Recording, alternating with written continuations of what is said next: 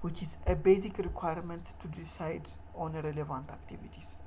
Now the joint control is between A and B. You can say that A and B has a joint control. So let me look the same example but in different way. What if a company X sets this boundary or this requirement to 85%? This time company add them. Company A and company C are not a joint controller like this the example before, because they have 80% of voting right in aggregate, which is less than 85%. And also company A and company C are not also a joint controller because 50% plus 20% became 70%, which is also less than 85%. So company A and B cannot decide without consulting company C, and company A and company C cannot decide without consulting company B, and also company B and company C cannot decide without consulting company A, because they have 50% of share, which is significantly less than 85%. So this time the joint control is among these three companies, or between company A, company B and company C.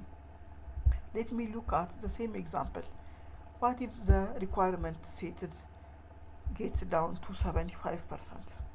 At this time, but we have changed something, we have modified something. Company B doesn't have 30% rights, and company C doesn't have 20% rights. They have equal rights, which is 25 and 25%. At this time, company B and C cannot decide without consulting company A.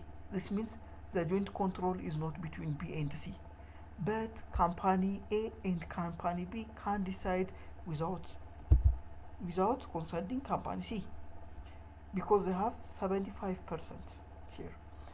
Company A and company C alone can decide without consulting company B. This means company A has a right to decide with company B or with company C, because in either way he have 75% of voting rights in aggregate.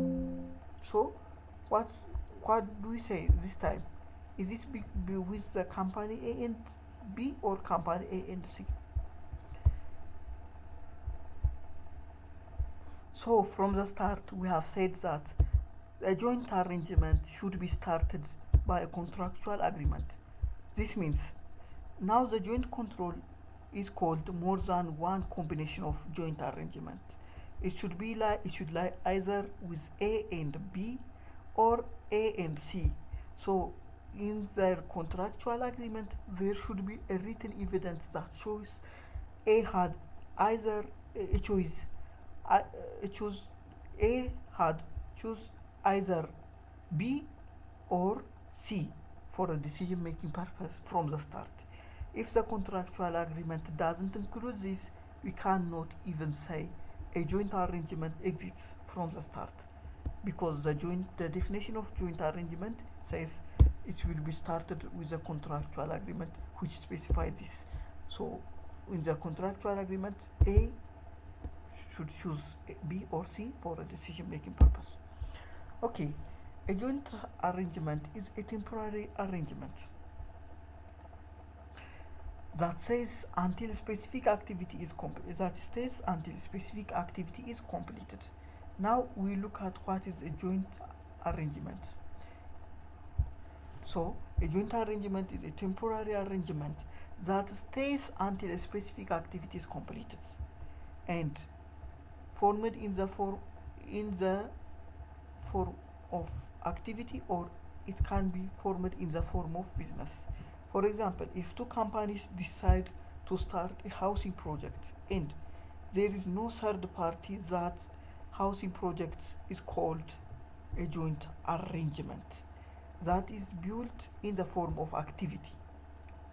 So for example, X and Y has decided to work together and form a housing project.